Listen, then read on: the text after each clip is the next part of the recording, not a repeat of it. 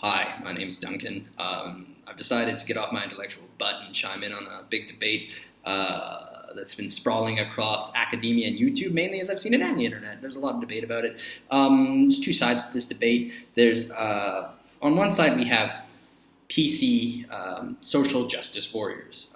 Social justice warriors are concerned with making sure that nobody feels marginalized, that nobody feels put off from participating in society because of persecution based on the color of their skin, their sexual orientation, their gender choices, yada, yada, yada. They want to make everybody feel included. That's important to them, and that's a good intention. On the other side is the freedom of expression people. They want people to have a freedom of speech. They care about everyone's ability, especially on universities, to discuss different opinions, different ideas, and to have open intellectual debates about things. Okay, they're both good intentions, but I find myself siding on the freedom of expression side. They do get it wrong sometimes. One particular thing I'd really like to point out is the whole gender sex thing. When you have figures like Lauren, Southern, and Sargon of Akkad, I've kind of buzzed them about this. They probably ignore me because I'm like nothing on YouTube. I'm a small fry. But the etymology of gender and sex existed before this whole debate. Gender is a social construct, and I don't know why you feel the need to, but you can invent as many genders as you like. There can be multiple genders because it's a social construct. It's only ideological. The idea that a man wears pants and a girl wears a dress, that's a gender construct. Do women have to wear dresses necessarily? No, they can dress however they like. We see in Ghostbusters they can wear the ghost-busting suits, or, well, I would have seen it if I haven't just shamelessly just said I'm not going to see it, because it seems like just another remake and really, bland political, look, women, yeah, it's like, that's oversimplified. I'm not hating against women, I just think that's like, give them their own story, for God's sakes. Like, why do they need to take secondhand shit from a man, burn the bra. Anyway, but gender is, so I can't be on their side for that, but most of the time, I'm kind of on the freedom of expression side. And I wanted to chime in kind of favor of that, because I've read a couple articles lately, been exposed to a couple articles and a letter mainly, and I think there's a really kind of funny, somewhat backlash going on in the SJW crowd. They're like, you keep accusing us of attacking free speech, but no, we're not attacking free speech, we're being totally reasonable, blah, blah, blah. And I'm like, I want to call them out on their gaslighting, because that's what they're doing. The stuff they do completely belies their whole I'm reasonable argument. The attitudes they take, they protest too much, they give themselves away, and just by the things they neglect in their arguments. Specifically, I want to talk about an article, why the anti-PC censorship argument is bullshit.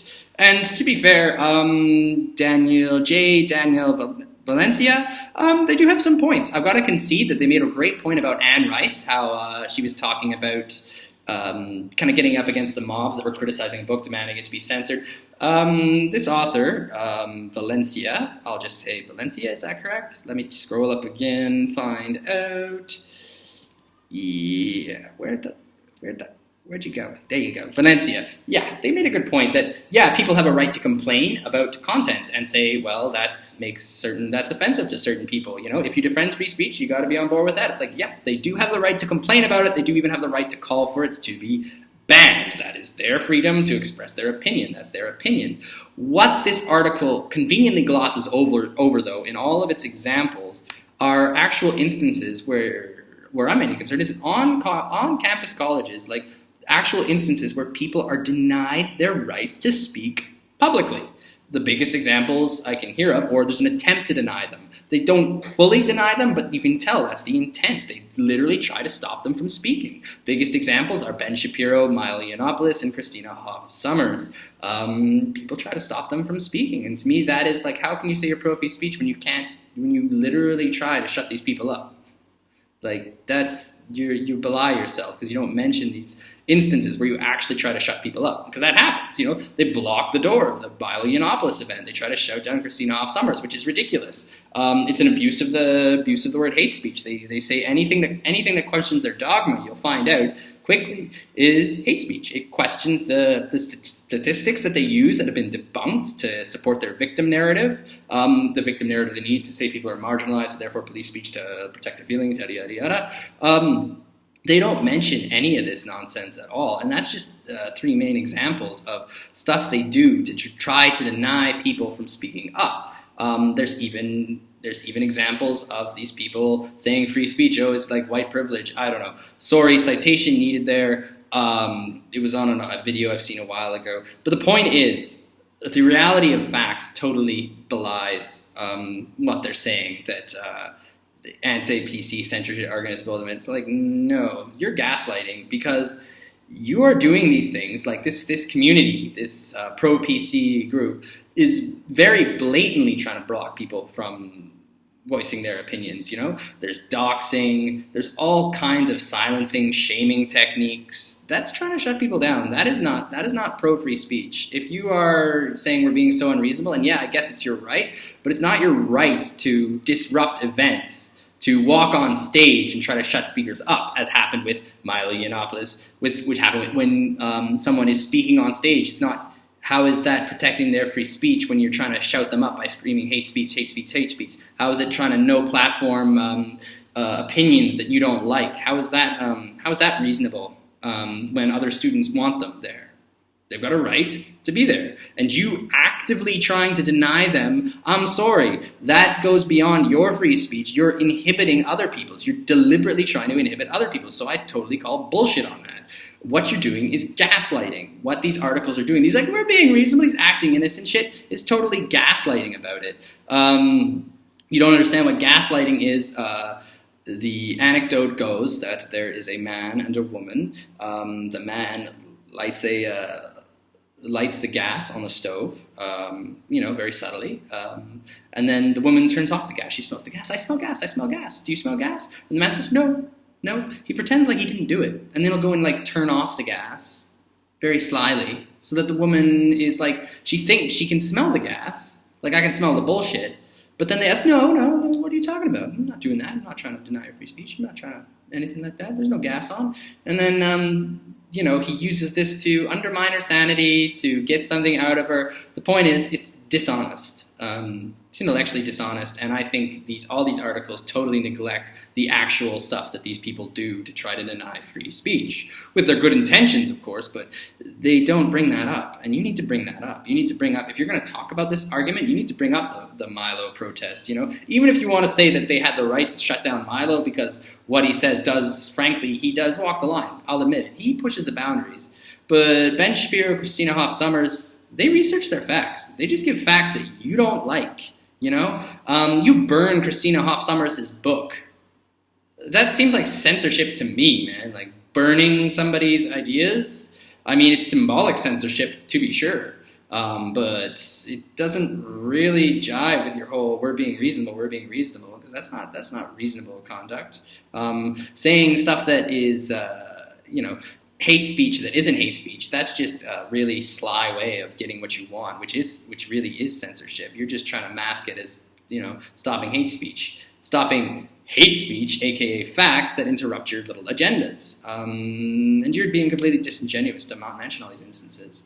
And what kind of further belies this attitude, that thinking that this further belies this whole we're reasonable, is a response to a letter written by the dean at the University of Chicago to the students, to incoming students. The letter basically says pro-free speech, pro-expression, pro-free intermingling of ideas stance, and it says we don't encourage trigger warnings and safe spaces, which I think is great. The first time I heard trigger warnings in safe spaces, I had like a gut instinctual reaction against that. And I find it kind of funny. I feel alienated from a lot of people that would have assumed, like, when I come out with these ideas, they would have said, but Duncan, you were such a leftist. They assume I'd be such a liberal, because I kind of was that way in university. Like, I mean, like, for example, I am totally with them in the way that if a man wants to dress up as a woman, go ahead. I think it's great. You got a freedom to do that.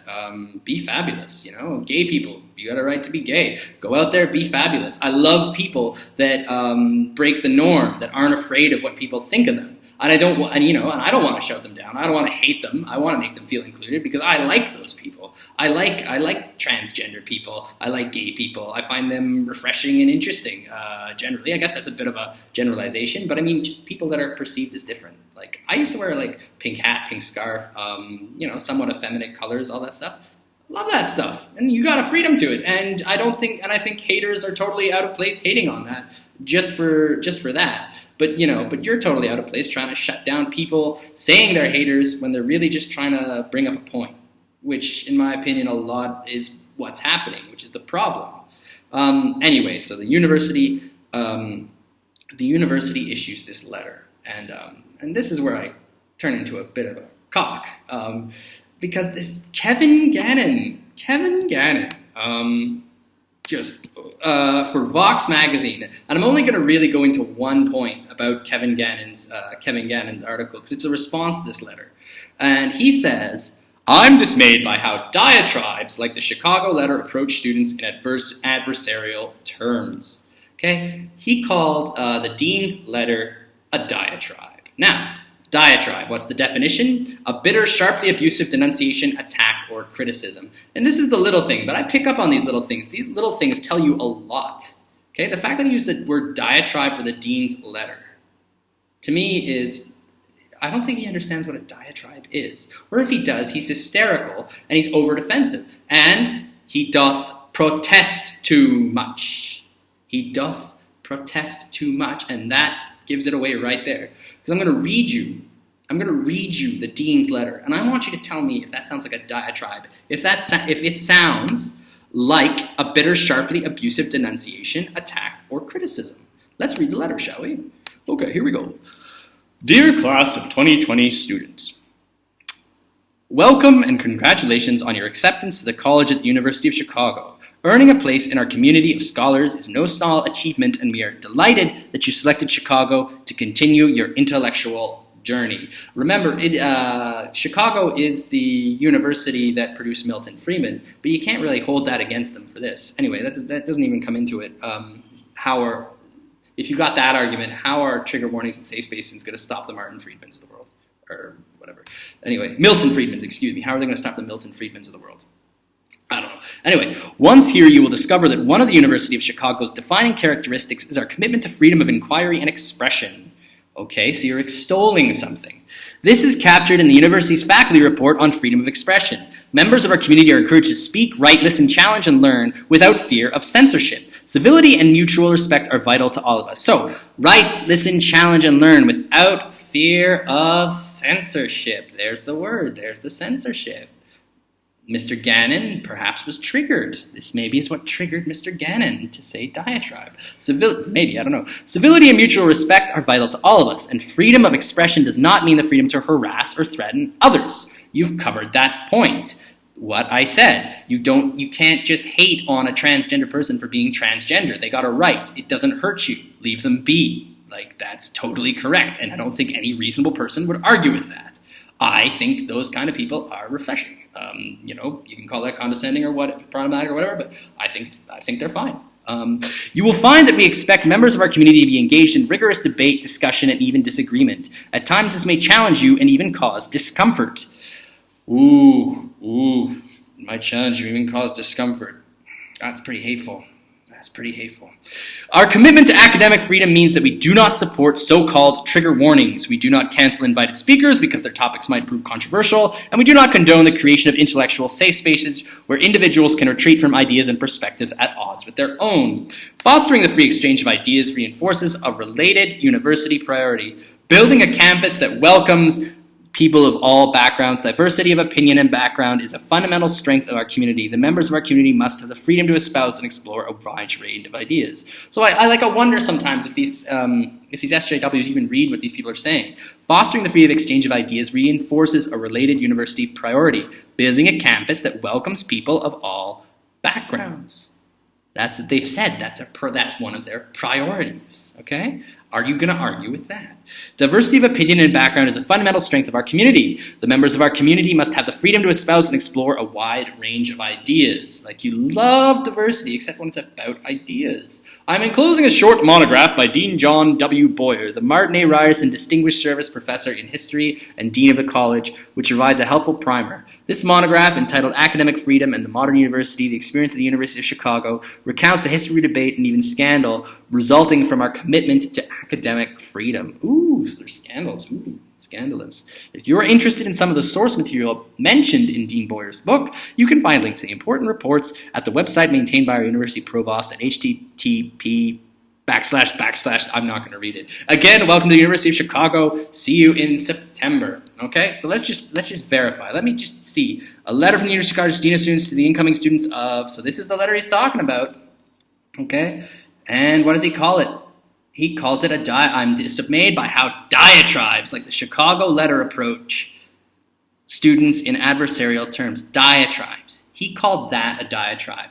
I'm wondering if Mr. Gannon and I read the same letter, because that was not a diatribe. All it did was extol the value of diversity of opinions and ideas. That was not a diatribe. He was not hating on anything. He was not inciting hatred against anything. He was extolling the values of freedom of expression. That's where you just sink your boat. And you can look into Sargon. He did a great dissection of this guy's Gannon's letter, and that's where I heard the diatribe. And as soon as I heard diatribe, I don't know if Sargon caught up, but as soon as I heard diatribe, I was like, diatribe? That was a diatribe? That's ridiculous, because it is ridiculous. And it shows. It belies their whole, we're reasonable, we don't like free speech. No. As soon as somebody brings up free speech and we don't like censorship, you get triggered and call it a diatribe. It completely belies your whole we're reasonable approach. Bullshit. If that letter was a diatribe, you are not reasonable. You're hysterical. It boggles the mind. It boggles the mind. Like I say, inclusion of marginalized people, treating them nicely, great. Actively speaking out against bigotry and hate, arbitrary bigotry and hate, yes, great, good. Stand up for the little guy. But don't think you have the right to censor other opinions that negatively affect your agendas or your little safe spaces, okay? And then act like you're reasonable about it, because you're not, okay? Your bullshit stinks to heaven, easily. Just that one word. It's amazing how little small things like that just completely undermine your whole reasonable argument. The lady doth protest too much. The Kevin Gannon doth protest too much. And I want to know is, what is he doing in any position when he can't even use the word diatribe correctly? He was extolling things that you didn't like. You totally belied what you really think. You want some opinions shut down. You want opinions that contradict your little agendas shut down. And your bullshit stinks to heaven. Stinks like gas. You gaslighting, passive-aggressive, sneaky people. I don't know. Anyway, I wonder if I'll get in trouble for this. See the links to all these things I've discussed in the description below. Leave any comments. Tear me a new butthole. I've probably made some mistakes, but you know what? Point them out so I can come back bigger and stronger. Because what does not kill you makes you stronger. Oh, and that's another video I'm going to do. So if you liked what you heard, if you liked my beautiful, beautiful sideburns, then stay tuned for another video. Leave your comments below. Tell me my sideburns suck. Tell me my argument sucks. Tell me I suck. I'll try to be a big boy about it and not get triggered. I can't promise though. Anyway, feel good, reasonable people. You're not alone.